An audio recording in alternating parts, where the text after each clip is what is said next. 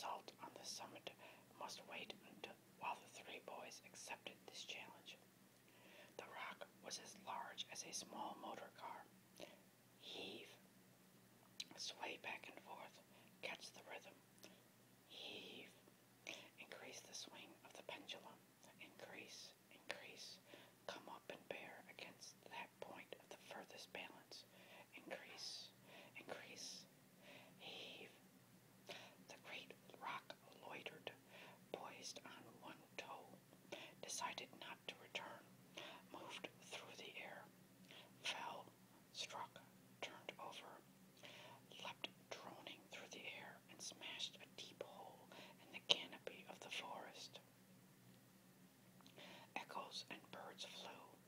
White and pink dust floated. The forest further down shook as with the passage of an enraged monster. And then the island was still. Wacko, like a bomb. Whee-hoo. Not for 5 minutes could they drag themselves away from this triumph. But they left at last. The way to the top was easy after that. As they reached the last stretch, Ralph stopped. Golly! They were at the lip of a circular hollow in the side of the mountain. This was filled with a blue flower, a rock plant of some sort, and the overflow hung down the vent and spilled lavishly among the canopy of the forest. The air was thick with butterflies, lifting, fluttering, settling. Beyond the hollow was the square top of the mountain, and soon they were standing on it. They had guessed before that this was an island, clambering among the pink rocks, with the sea on either side and the crystal heights of air. They had known, by some instinct, that the sea lay on every side. But there seemed something more fitting in leaving the last word till they stood on the top and could see a circular horizon of water. Ralph turned to the others. This belongs to us. It was roughly boat-shaped, humped near this end with behind them the jumbled descent to the shore. On either side, rocks, cliffs, treetops, and steep slope.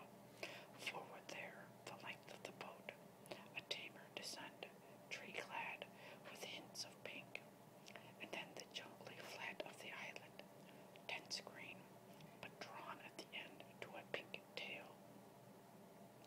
There, where the island petered out in water, was another island, a rock, almost detached, standing like a fort, facing them across the green with one bold pink bastion.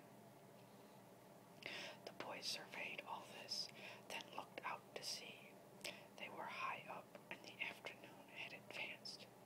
The view was not robbed of sharpness by mirage. That's a reef, a coral reef. I've seen pictures like that. The reef enclosed more than one side of the island, lying perhaps a mile out and parallel to what they now thought of as their beach. The coral was scribbled in the sea as though a giant had bent down to reproduce the shape of the island in a flowing chalk line, but tarred before he had finished. Inside was peacock water, rocks and weed showing as in an aquarium. Outside was the dark blue of the sea.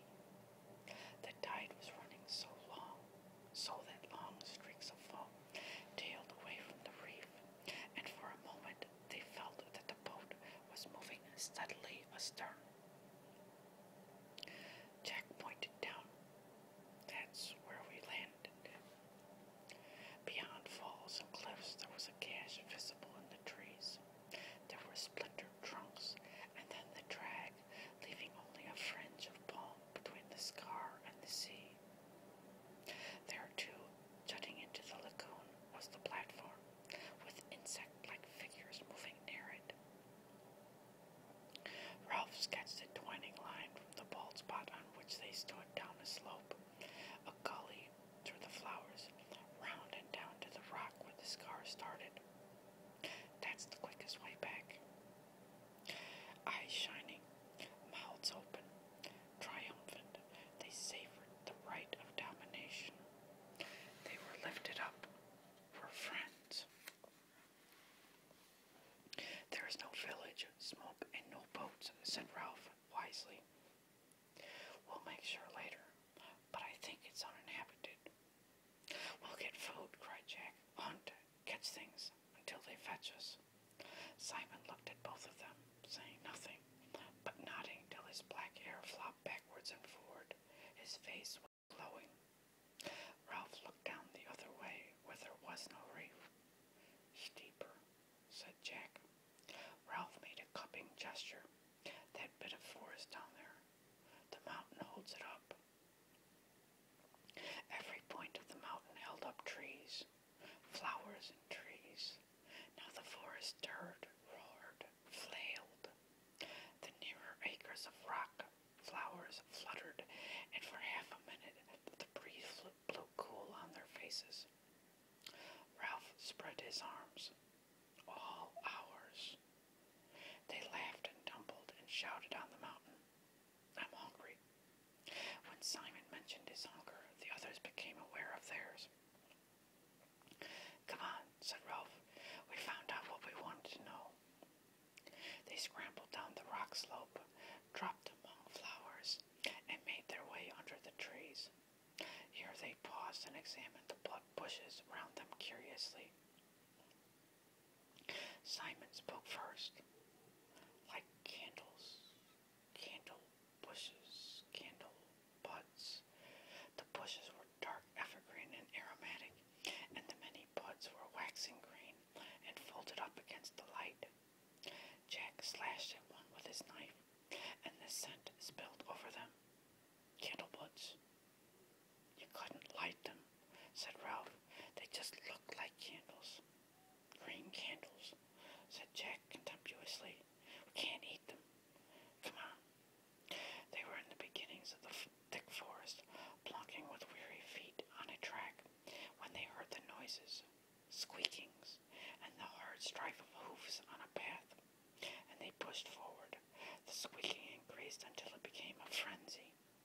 They found a piglet caught in a curtain of creepers, throwing itself at the elastic traces in all the madness of extreme terror.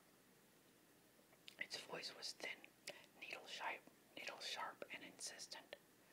The three boys rushed forward, and Jack drew his knife again with a flourish. He raised his arm in the air. There came a pause, a hiatus. The pig continued to scream, and the creepers to jerk, and the blade continued to flash at the end of a bony arm. The pause was only long enough for them to understand what an enormity the downward stroke would be. Then the piglet tore loose from the creepers and scurried into the undergrowth. They were left looking at each other in the place of terror. Jack's face was white under the freckles. He noticed that he still held the knife aloft and brought his arm down, replacing the blade in the sheath. Then they all three laughed ashamedly and began to climb back to the track. I was choosing a place, said Jack. I was just waiting for the right moment to decide where to stab him. You should stick a pig, said Ralph fiercely. They always talk about sticking a pig. You cut a pig's throat to let the blood out, said Jack. Otherwise you can't eat the meat. Why didn't you? They knew very well why he hadn't, because of the enormity of the knife descending and cutting into living flesh, because of the unbearable blood. I was gonna, said Jack. He was ahead of them, and they could not see his face. I was choosing a place. Next time. He snatched his knife on the sheath and slammed it into a tree trunk. Next time, there would be no mercy.